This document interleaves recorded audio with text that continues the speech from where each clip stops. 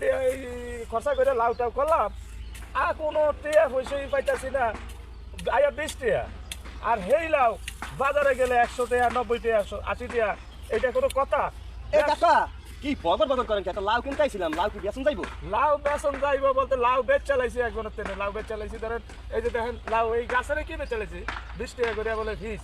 এখন এই এত কষ্ট করে কি লাভ আরে আমি ভাবছিলাম যে কাকু আমার জন্য একটা লাউ কিনে নেবো এখন তো 20 টাকা করে পাই একটা লাউ কিনে নিতাম আর এখন আমি